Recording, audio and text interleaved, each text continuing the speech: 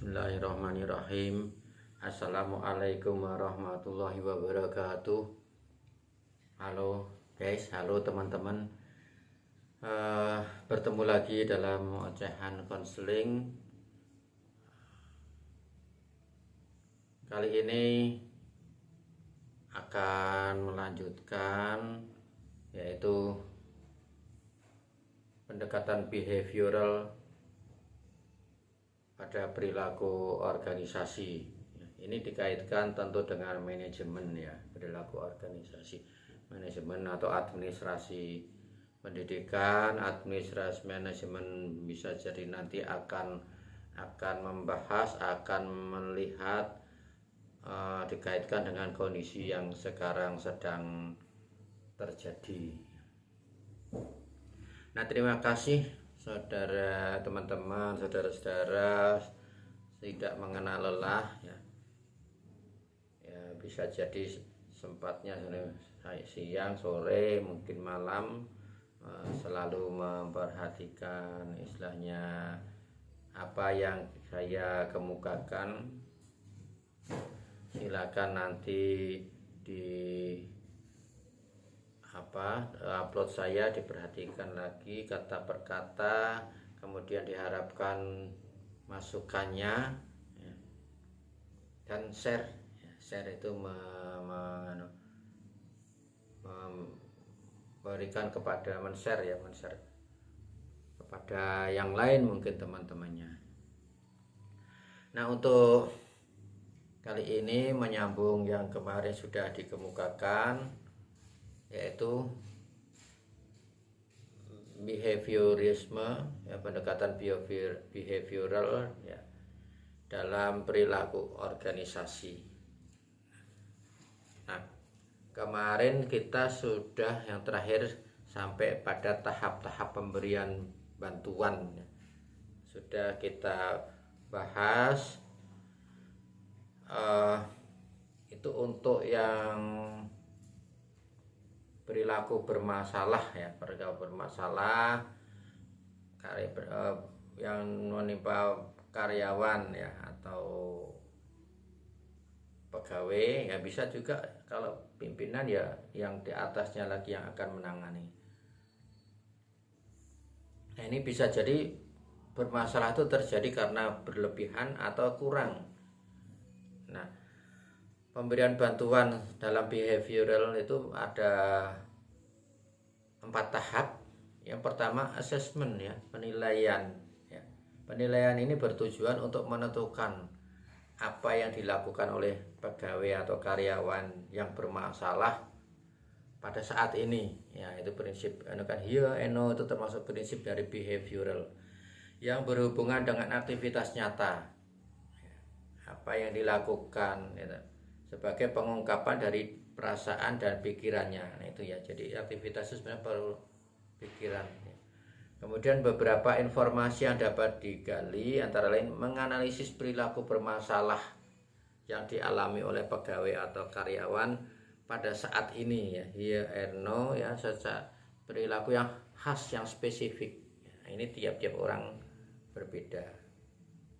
Menganalisis situasi terjadinya masalah ya, pada pegawai atau karyawan ya, analisis perilaku sebelumnya yang berhubungan, yang menghubungkan dengan masalah saat ini. Kenapa sampai terjadi berperilaku seperti ini ya.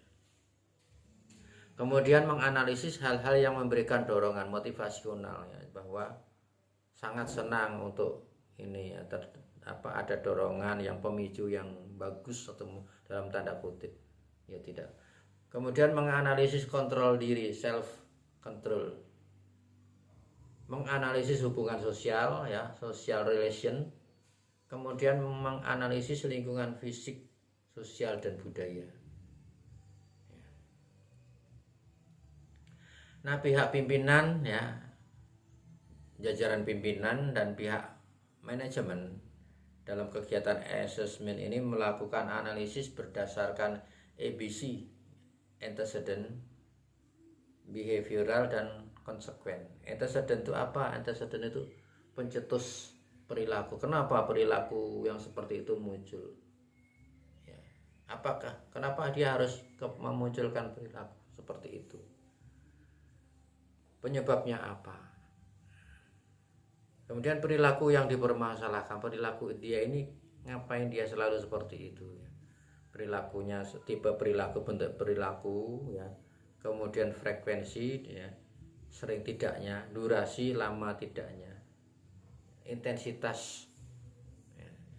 Kemudian konsekuen itu akibat ya, akibat dari perilaku tersebut ya. Mungkin dia merasa kan pansos misalnya, mungkin kalau sekarang ada istilah begitu. Nah, kemudian yang kedua, pendekatannya apa? Teknik goal setting pihak pimpinan dan pihak manajemen atau karyawan yang bermasalah berdasarkan informasi yang telah disusun dan dianalisis berdasarkan asesmen tadi, menentukan tujuan pemberian bantuan pemecahan masalah. Penetapan tujuan atau goal setting mempunyai beberapa langkah, yaitu membantu pegawai atau karyawan bermasalah memandang masalahnya atas tujuan yang diinginkan. Ini kepinginnya apa? Nah, itu perlu ya. Oh, kayak kepingin eksis saja, sekedar eksis, misalkan begitu. Nah, kemudian memperhatikan tujuan pegawai atau karyawan bermasalah berdasarkan kemungkinan hambatan situasional untuk tujuan belajar dapat diterima dan diukur ya. Hambatannya apa kira-kira kalau dia seperti itu? Apakah ada hambatan atau tidak? Memecahkan tujuan ke dalam subtujuan. Nah, ini dipecah-pecah ya, langkah-langkahnya dipecah sedikit-sedikit, kecil-kecil supaya mudah melaksanakan. Kemudian disusun berurutan. Penerapan teknik implementasi. Ini seperti apa? Tekniknya itu diterapkannya seperti apa?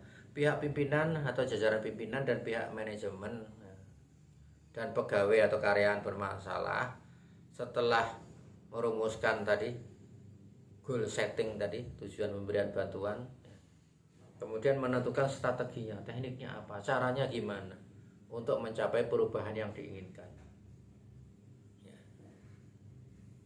Atau mengeliminir, mengecilkan itu ya.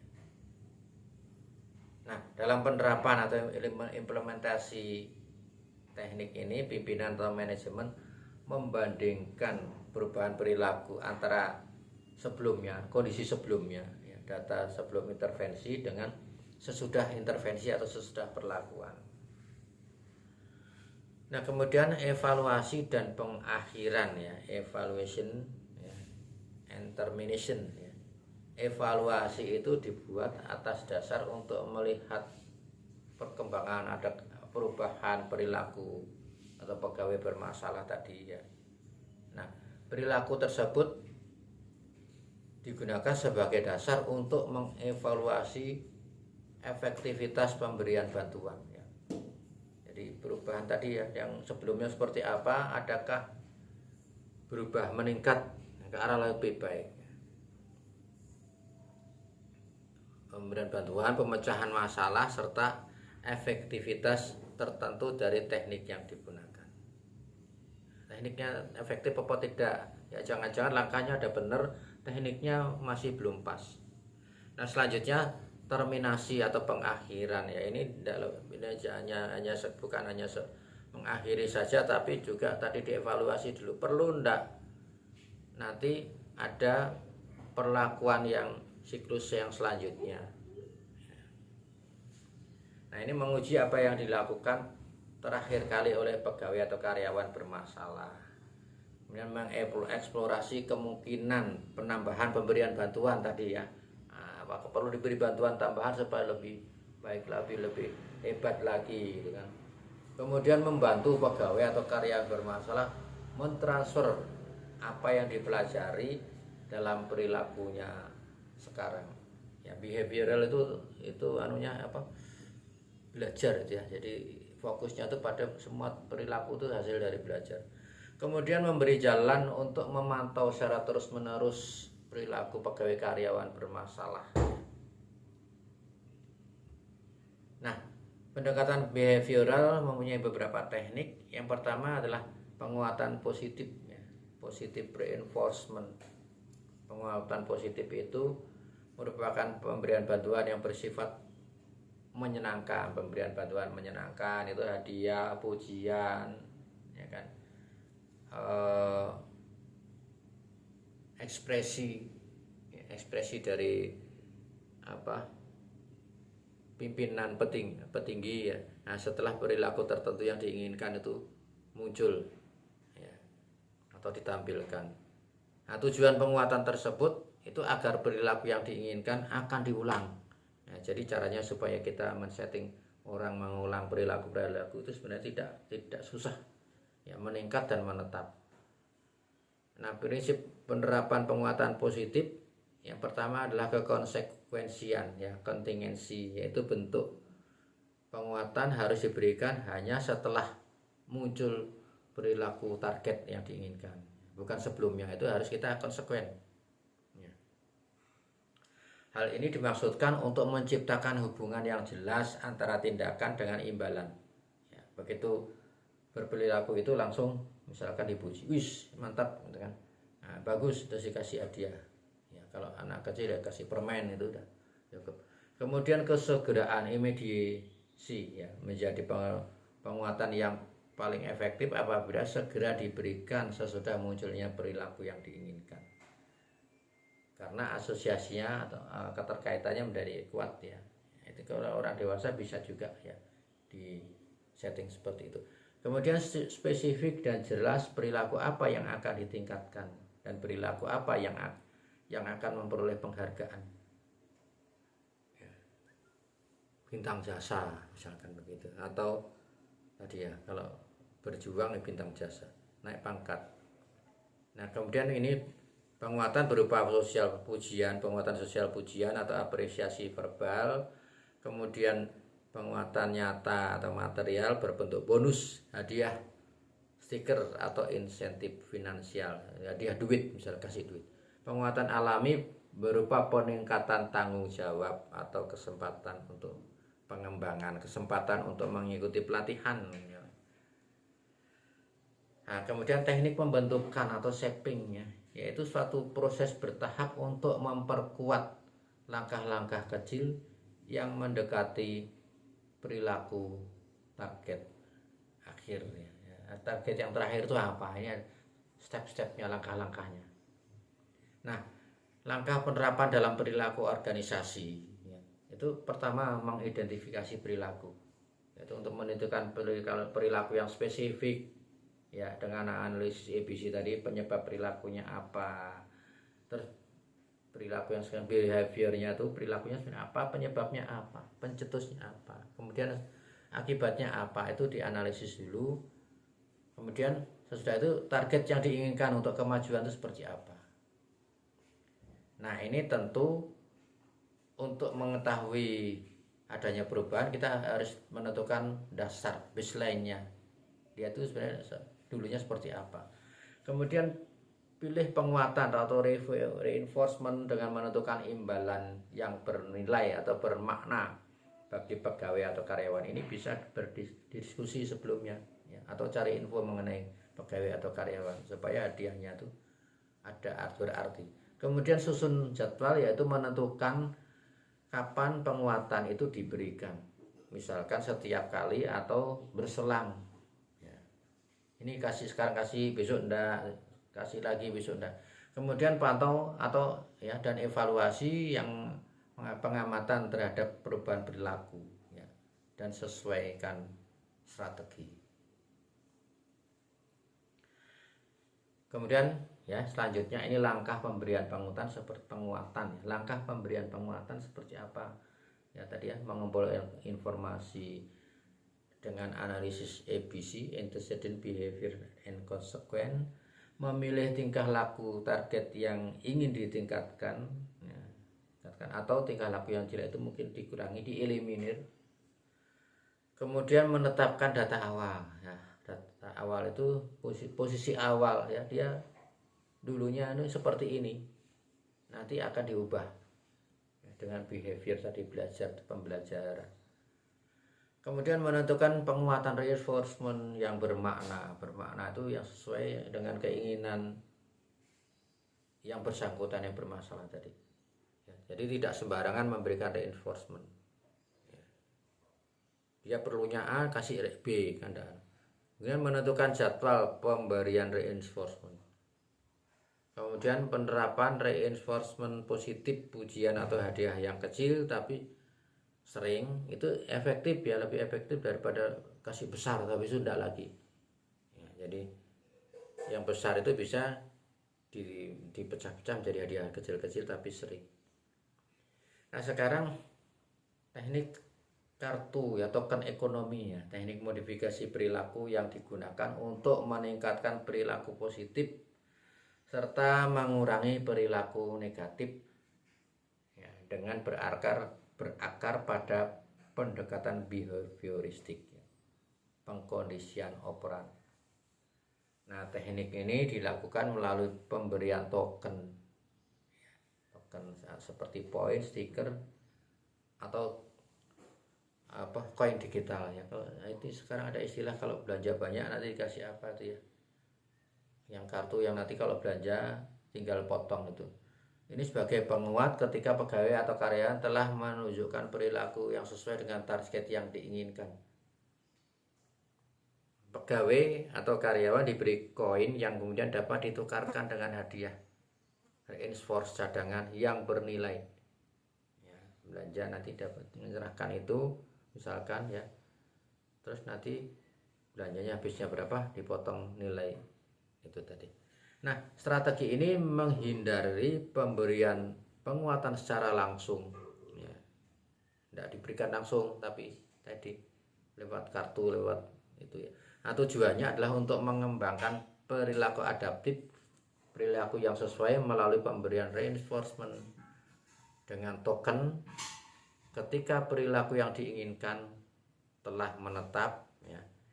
Ini kalau sudah menetap maka pemakaian dikurangi tokennya ya, bertahap ya, yang pada akhirnya sama sekali tidak ada penguatan ya, untuk dimaksudkan supaya tidak tergantung ketika terjadi perubahan perilaku. Nah, langkah-langkah penerapan token ekonomi yang pertama menganalisis secara ABC, kemudian menetapkan target perilaku yang akan dicapai bersama pegawai atau karyawan bermasalah. Ketiga, menetapkan besaran harga ya, nominal bisa juga kalau bentuknya uang, atau poin token yang sesuai dengan perilaku target. Untuk target yang step yang kedua atau step yang ketiga mungkin tokennya lebih tinggi lagi. Kemudian menetapkan kapan saatnya token diberikan kepada pegawai atau karyawan yang bermasalah. Ketika pegawai atau bermasalah sudah mencapai peningkatan perilaku yang baru, step berikutnya misalkan maka segera diberikan. Kemudian memilih reinforcement yang sesuai ya bersama pegawai atau karyawan bermasalah. Ya. Step A lain dengan step B ya. Tokennya tadi nilainya beda. Tentu lebih besar yang step B, step yang lebih tinggi. Kemudian memilih tipe token yang akan digunakan. Mengidentifikasi pihak mana yang akan dilibatkan di dalam program token ekonomi di dalam perusahaan, mungkin bagian keuangan atau bagian SDM itu yang akan dilibatkan dalam rangka untuk pemberian bantuan kepada karyawan yang bermasalah.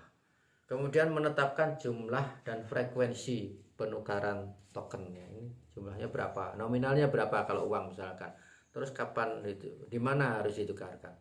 Kemudian membuat pedoman pelaksanaan token ekonomi. Yang 10, nomor 10 memberikan pedoman kepada pegawai atau karyawan bermasalah dan staf.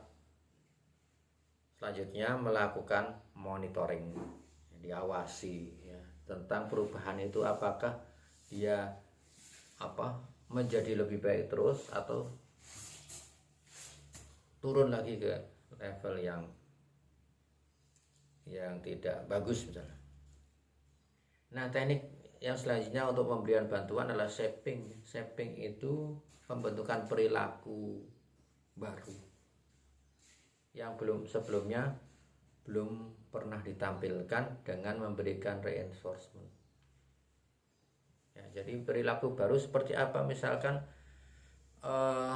disiplin ya, disiplin yang dulunya belum pernah untuk dari sipil menjadi militer. Nah, itu perilaku baru. Ini secara sistematik langsung setiap kali tingkah laku ditampilkan. Langkah-langkah penerapan shaping itu analisis EBC, antecedent behavior dan consequence, menetapkan target perilaku spesifik yang akan dicapai pegawai atau karyawan bermasalah, kemudian menentukan secara bersama-sama jenis reinforcement positif yang akan digunakan, membuat perencanaan dengan menyusun tahapan pencapaian perilaku dari awal sampai akhirnya ada berapa tahap, berapa segmen. Ya, tentunya makin lama misalkan 5 tahap, makin ke tahap ke atas makin bagus. Itu ya. Kemudian merencanakan modifikasi perubahan selama shaping berlangsung. Nomor 6, menetapkan waktu reinforcement pada setiap tahap program. Penerapan perencanaan shaping ya, ini merupakan penguatan bertahap ya. Penguatan bertahap ini dilakukan dengan memberikan penghargaan ketika pegawai atau karyawan bermasalah berhasil mencapai setiap subtujuan kecil. Jadi tujuan-tujuan tadi dipartisi, dipotong-potong ya, kecil-kecil supaya tidak berat untuk melaksanakannya. Bukan hanya saat akhir tercapai ya, itu ya. Tujuan kecil-kecil untuk melangkah sampai terakhir tadi. Kemudian mengeliminasi penguat perilaku ya, penguat perilaku lama ya. Perilaku lama itu dikurangi. Dimaksudkan sebagai penghentian penguatan ya, pemadaman extinction untuk perilaku lama yang ingin dihilangkan, dieliminasi, dikurangi dikit-dikit gitu. Kemudian evaluasi dan penyesuaian dilakukan untuk memantau kemajuan serta menyesuaikan kecepatan pelatihan atau pendekatan jika pelaku mendekati tujuan yang sudah dicapai. Nah, kemudian teknik behavior ya, pendekatan behavior untuk membantu klien. Yang nomor 4 adalah pembuatan kontrak ya. Teknik ini mengatur kondisi sehingga pegawai atau karyawan bermasalah menampilkan perilaku yang diinginkan ya, berdasarkan kontrak pegawai atau karyawan yang bermasalah dengan pihak pimpinan, jajaran pimpinan atau pihak manajemen. Ini perlu diketahui ya, dari tadi saya ngomong ini pihak pimpinan, ini maksudnya dia yang akan menangani itu karyawan bermasalah. Tentu kalau tidak bisa harus didampingi, misalkan boleh memanggil psikolog. Nah, prinsip dasar kontrak itu yang pertama, kontrak disertai dengan penguatan hadiah, misalnya reinforcement. Nah, reinforcement diberikan segera ya, sesudah perilaku itu dimunculkan oleh karyawan.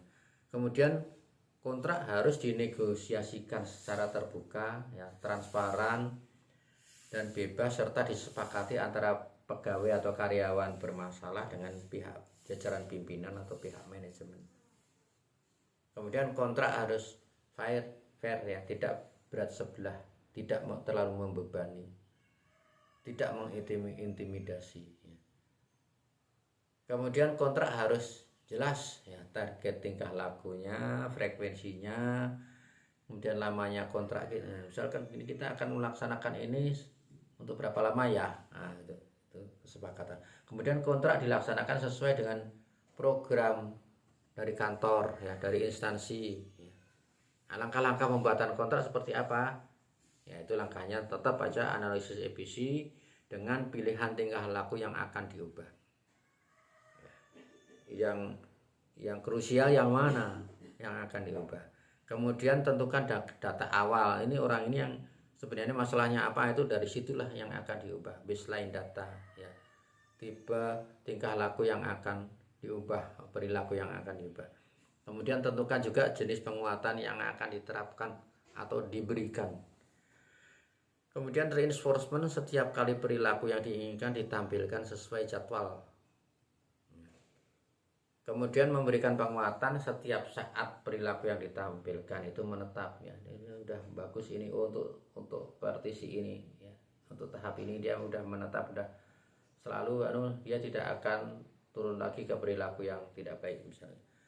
Nah, kemudian teknik yang selanjutnya misalkan modeling atau penokohan ya, pemodelan. Modelan ini teknik pembelajaran dan perubahan perilaku untuk mengubah perilaku lama ya, di mana individu atau pegawai, karyawan atau anggota organisasi belajar dengan cara mengamati, melihat, kemudian melihat, meniru dan mengadopsi menjadi kepemilikan ya, mengambil ya, perilaku, sikap atau respon emosional dari orang lain ya, model ya, tokoh yang diidolakan ya, yang selalu dia inginkan untuk diperhatikan ya, yang dianggap efektif untuk atau berprestasi ya. Kasus yang diterapi modeling adalah penderita fobia, ketakutan tidak beralasan, kemudian ketergantungan obat-obatan, alkohol, gangguan kepribadian berat, psikosomatis, kemudian kesulitan beradaptasi di lingkungan kerja. Nah, beberapa prinsip modeling. Yang pertama, yang A ya, belajar itu bisa diperoleh melalui pengalaman langsung atau tidak langsung. Ya, tidak langsung itu dengan menonton, ya, dengan melihat pengalaman orang lain. Ya. Kemudian kecakapan sosial bisa mengamati dan mencontoh model yang ada. Ya, bisa terjadi dengan mengamati atau mencontoh model yang ada. Reaksi emosional yang terganggu bisa dihapuskan dengan mengamati orang lain ya, yang mendekati objek yang ditakuti ya, tanpa mengalami akibat yang menakutkan dengan tindakan yang dilakukan. Jadi contoh misalkan orang takut dengan laba-laba ya, maka diberi contoh anak kecil atau orang dewasa memegang laba-laba plastik misalnya. Nanti pelan-pelan memegang laba-laba beneran.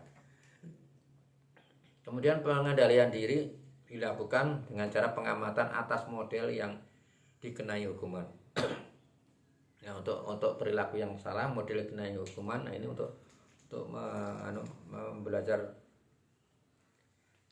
pengendalian diri. Nah, status model atau ini perlu diperhatikan. Nah, prosedur modeling ya dapat digunakan dengan menggunakan berbagai teknik dasar modifikasi perilaku.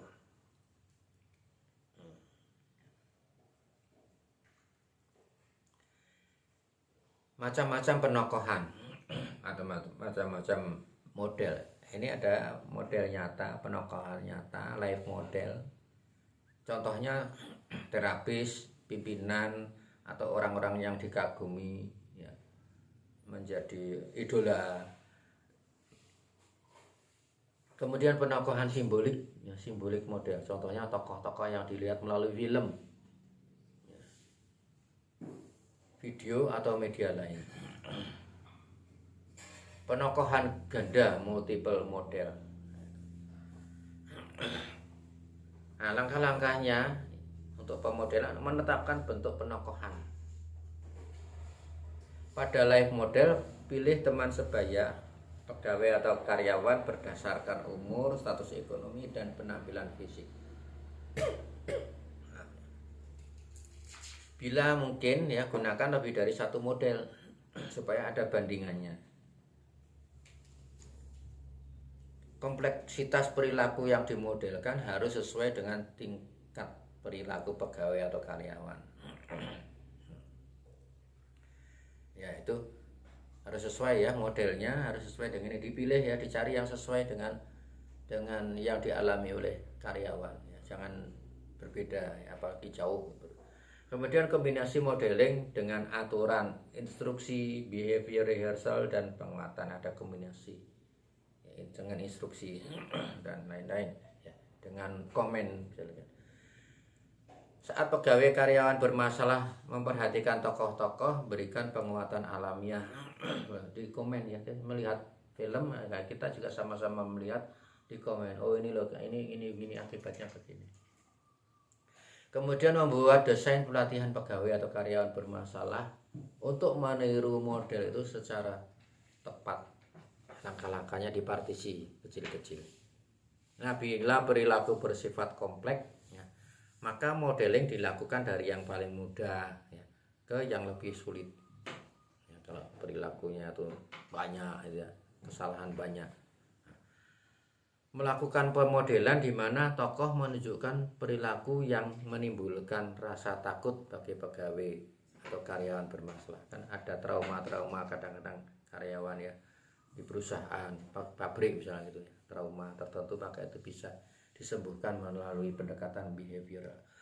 Nah, sekarang teknik penghapusan atau extinction ini teknik selanjutnya menghentikan reinforcement pada perilaku yang sebelumnya diberi reinforcement. Diberi penguatan ini dihapus supaya tidak ketergantungan. Kalau udah dikasih hadiah nanti balik lagi ke tingkah laku yang lama. Nah, tidak gitu ya. Langkah-langkahnya yaitu menentukan perilaku dengan analisis ABC yang kemarin sudah dibetulkan dengan reinforcement ya. Nah, sekarang reinforcementnya makin dikurangi dikit. Bila perilaku dilakukan ya sebaiknya pimpinan ya atau ya pihak manajemen pura-pura nggak tahu ya, pura-pura nggak tahu aja, cuek aja gitu kan, supaya tidak perlu ngasih hadiah. Extinction akan lebih kuat bila dikombinasikan dengan teknik penguatan positif. Penguatan positif bisa kasih jempol ya, gitu.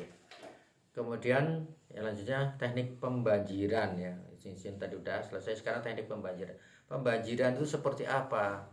Ini sering disebut dengan flooding atau exposure teori. Dalam konteks terapi perilaku ini teknik intervensi yang bertujuan mengurangi atau menghilangkan perilaku maladaptif atau yang tidak diinginkan ya, dengan cara menghadapkan individu secara langsung atau intensif pada stimulus yang memicu ketakutan atau kecemasan tersebut. Kalau bahasa Melayu itu diambul ya. Diberi banyak-banyak gitu kan, sehingga dia sudah malas gitu ya, jenuh ya. Nah, kemudian pembanjiran itu harus dilakukan dengan hati-hati ya, karena berkemungkinan akan terjadi reaksi emosi yang sangat tinggi. Nah, tujuan pembanjiran itu untuk menurunkan tingkat rasa takut yang ditimbulkan ya. Fobia tadi bisa juga ya. Nah, pelaksanaannya dengan menggunakan stimulus yang dikondisikan, conditioning stimulus yang dimunculkan berulang-ulang ya, tanpa memberikan penguatan, sehingga terjadi penurunan ya, penurunan itu tadi tingkah laku yang harus dihilangkan. Nah, langkah-langkah pembanjiran seperti apa? Ini pencarian stimulus yang memicu gejala. Apa sih penyebabnya apa? Sehingga timbul gejala itu. Kemudian menafsirkan gejala berkaitan dengan bagaimana itu membentuk perilaku pegawai atau karyawan bermasalah. Orang takut bunyi mesin gitu ya. Nah, itu bisa ditanya, ketakutnya mesin yang mana, bunyi yang seperti apa. Kemudian meminta pegawai atau karyawan yang bermasalah membayangkan sejelas-jelasnya apa yang dijabarkan tanpa disertai celaan atau kepantasan situasi yang dihadapi. Karyawan disuruh bayangkan, coba kamu bayangkan ya. Kasih waktu sedikit dulu, tapi break sudah itu. Nanti tahap kedua agak lama. Kemudian bergerak semakin dekat dengan ketakutan yang paling ditakuti. Ya, ini tahapannya begitu ya, makin dekat pegawai yang karyawan bermasalah itu meminta pegawai agar membayangkan rasa yang paling ditakuti seperti apa. Ya, itu mungkin dengan durasi waktu yang lebih lama. Kalau fobia tentang suara mesin pabrik misalnya, mengulang prosedur sampai kecemasan tidak muncul lagi dalam diri pegawai atau karyawan bermasalah. Oke, teknik selanjutnya adalah penjenuhan tadi ya, seperti pembanjiran atau penjenuhan satiation. Ini membuat orang jenuh terhadap suatu perilaku sehingga tidak lagi bersedia melakukannya.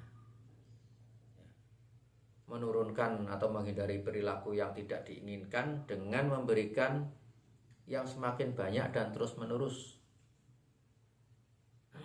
Ya, setiap hari dikasih duit makin banyak, akhirnya lama-lama bosan gitu misalkan. Nah, tidak tahu kalau duit itu bosan apa enggak ya. Sehingga pegawai atau karyawan bermasalah merasa puas dan tidak akan melakukan perilaku yang tidak diinginkan lagi. Nah, teknik selanjutnya adalah hukuman atau punishment. Ini efek samping ya, ini pemberian emosional, ini ada efek sampingnya ya untuk hukuman ini ya. Bisa jadi dia berhenti melakukan perbuatan tidak baik, bisa jadi dia trauma. Perilaku yang diinginkan hanya ditekankan pada saat ada hukuman. Ya, itu ya. Kemudian jika perilaku alternatif tidak muncul, pegawai atau karyawan bermasalah akan menarik diri. Ya, menarik diri ini efeknya, efek sampingnya begitu. Kemudian pengaruh hukuman bisa jadi digeneralisasikan pada perilaku lain yang berhubungan dengan perilaku yang dihukum.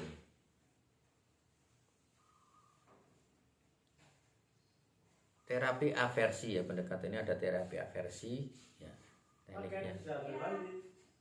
Teknik ini bertujuan untuk meredakan gangguan behavioral yang khas, yang spesifik, yang melibatkan pengasosiasian perilaku simptomik dengan suatu stimulus ya, rangsang yang menyakitkan ya, sampai perilaku yang tidak diinginkan terhambat kemunculannya. Beberapa poin yang harus diperhatikan pada tadi ya, teknik ini yaitu hukuman jangan sering digunakan ya, meskipun pegawai atau karyawan bermasalah menginginkannya. Bila menggunakan hukuman ya, perumusan perilaku alternatif harus spesifik dan jelas ya, kalau toh itu harus dihukum maka harus ada perilaku alternatifnya itu yang bisa dilakukan oleh pegawai atau karyawan bermasalah. Kemudian hukuman digunakan dengan cara yang tidak mengakibatkan pembanjiran ya, sering disebut sebagai flooding atau exposure terapi ya, dalam konteks terapi perilaku ini ya. Nah, pembanjiran itu adalah teknik intervensi yang bertujuan untuk mengurangi atau menghilangkan perilaku tersebut.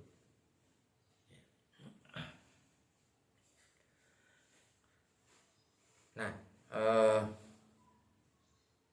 perilaku yang menghilangkan perilaku yang apa? Perilaku yang maladaptif, yang tidak diinginkan ya, dengan cara menghadapkan pegawai atau karyawan bermasalah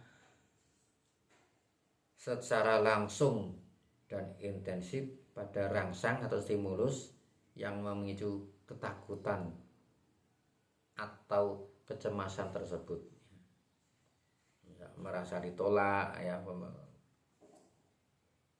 merasa ditolak sebagai pribadi ya, itu memicu ketakutan atau kecemasan ya, misalkan ditolak sebagai pribadi. Pegawai atau karyawan bermasalah harus tahu bahwa konsekuensi aversif itu diasosiasikan dengan tingkah laku maladaptif yang khusus atau khas. Kemudian teknik pendekatan yang lain untuk memberikan bantuan yaitu desensitisasi sistematis.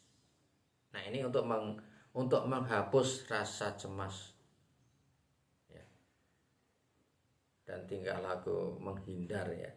Ini melatih pegawai atau karyawan bermasalah ya, untuk santai dan mengasosiasikan keadaan santai dengan pengalaman pembangkit kecemasan yang dibayangkan atau divisualisasikan ya, jadi pengalaman itu dibangkitkan, divisualisasikan dalam suruh menonton. Nah, tapi didampingi supaya tetap dalam posisi yang santai. Tentu itu bertahap ya, pertama kali pasti tidak santai itu ya. Nah, teknik ini cocok pada kasus fobia ya, takut ujian ya, kemudian kecemasan neurotik dan kekuatan yang digeneralisasikan. Langkah-langkah terapi ini analisis perilaku yang membangkitkan kecemasan, kemudian menyusun tingkat kecemasan, ya, itu disusun. Yang tidak begitu cemas, agak cemas, paling cemas, nah itu disusun. Nanti untuk perlakuannya itu seperti apa. Membuat daftar situasi yang memunculkan kecemasan. Tingkat kecemasan, kemudian situasinya seperti apa, itu dideskripsikan. Kemudian melatih relaksasi pegawai atau karyawan yang bermasalah, dilatih untuk melaksanakan relaksasi. Ya. Pelaksanaan desentralisasi pegawai atau karyawan, desensitisasi pegawai karyawan bermasalah dengan mata tertutup. Meminta pegawai atau karyawan bermasalah untuk membayangkan sesuatu yang menyenangkan dalam hidupnya. Ini berkhayal mungkin ya, dilakukan khayalan yang menyenangkan seperti apa. Bisa juga dituntun ya, dicarikan. Kemudian dilakukan terus menerus hingga muncul rasa kecemasan dan dihentikan. Ya, itu dari yang menyenangkan menjadi tidak menyenangkan misalkan begitu. Kemudian dilakukan relaksasi kembali, ambil napas, ya, kosongkan pikiran, sehingga pegawai atau karyawan bermasalah itu santai. Nah, terapi itu akan selesai jika pegawai atau karyawan bermasalah mampu tetap santai saat membayangkan situasi yang membuatnya tegang atau gelisah. Itu ya, itu harus didampingi, yang jelas begitu, didampingi supaya dia menjadi santai. Baik ya, terima kasih atas perhatian teman-teman semua ya. Nanti akan ya dalam grup ya, grup kita saya merencanakan ada grupnya ya, nanti sehingga bisa berkomunikasi lewat grup juga bisa, kemudian berkomunikasi lewat tampilan dari YouTube juga bisa ya. Nah, itu kedepannya begitu, jangan sungkan-sungkan untuk menyebutkan nama kalian ya, tidak apa-apa ya, itu juga akan untuk kepentingan itu kita harus memberikan arti berbangga dengan nama yang dipilih sendiri. Sebelum saya akhiri, maka saya ingin berdoa untuk kita semua, saya, Anda, dan teman-teman yang kita cintai. Semoga diberi kesehatan untuk hari ini dan masa-masa depan yang panjang, sehingga untuk bisa tetap selalu mengikuti apa yang saya sampaikan. Terima kasih. Assalamualaikum warahmatullahi wabarakatuh.